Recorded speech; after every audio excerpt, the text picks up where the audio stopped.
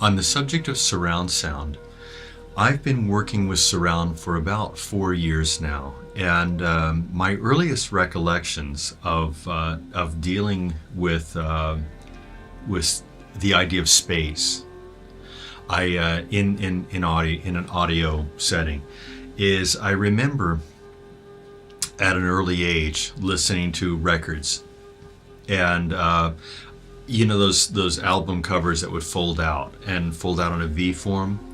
And I remember taking that V and putting it behind my ears, which you might try taking at any time. Just take two books or two tablet papers or whatever and put it behind your ears while listening to a stereo recording. And that reflection off the rear, all of a sudden you will hear that stereo recording come completely to life. And it's an amazing thing. I was just like, wow, this is really wonderful. And I also, when I was working and studying in England, I would go over to Germany every once in a while, and at the German radio station Rias, I was able to listen to a binaural recording, whereby you put on headphones and it recreates the audioscape of basically being there, a 360 audioscape, and listening to the motorcycles going around a racetrack. And at one point somebody talked behind me, and I turned around to see who it was, and nobody was there. It was in the recording, and I really thought somebody was there. And that was amazing. But then surround sound comes along. And surround sound for me, what is surround sound for me? Because it's different for other people. That's the one nice thing, is you can paint the canvas, the soundscape, however you want.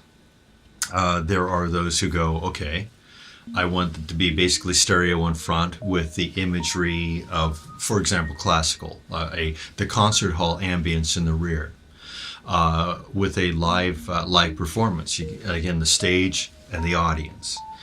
With the studio recording, you can do the stereo and then some effects in the rear, and the one that I tend to like the most is whatever the hell you want to do. It's an open soundscape. Front, rear, basically total immersion.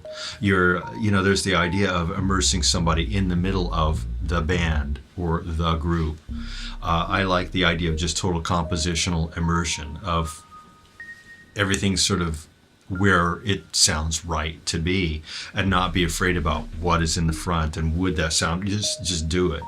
And I was in LA recently listening to a Thievery Corporation, one of the surround discs, and it was interesting because in the front stereo you had the stereo in the front, and that it was great, and in the rear actually was an entirely different stereo image. Then you go off to the sides, and it was like stereo images off the side. It didn't matter which way you faced, you got a completely immersive, wonderful soundscape, and I really respect and like that.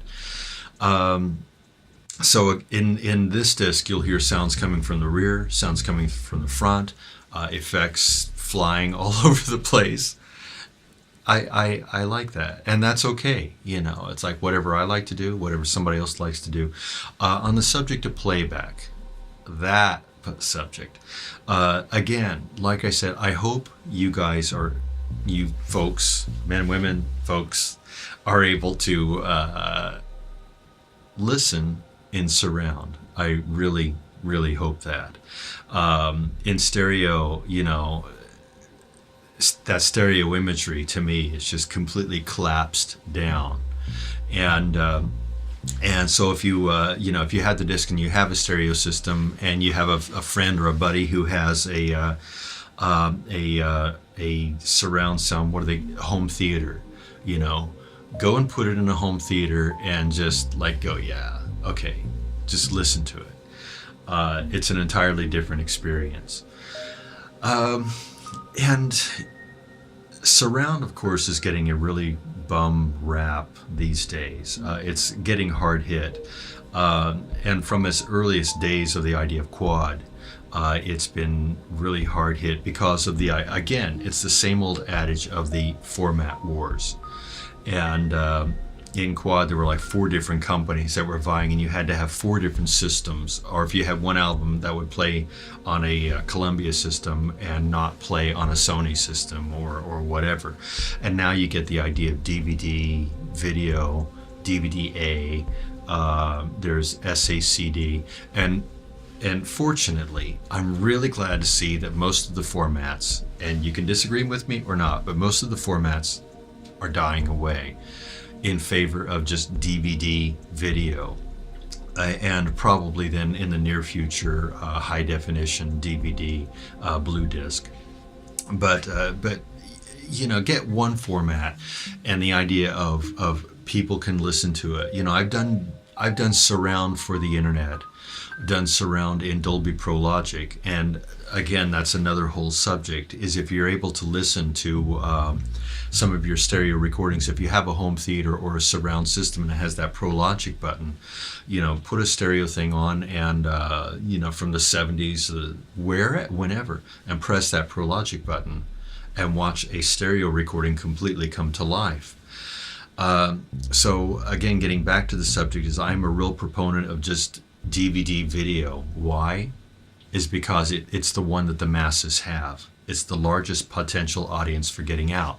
So this DVD, you can plop it into a DVD player, and a basic cheapo surround system or an expensive surround system, it will play. And what's the use of having a medium if 1% of the people or less have it? And so again, with surround, if you haven't dove into it, just listen. It's really an amazing thing. And so I have to stop there, because beyond that, I just start getting on a soapbox.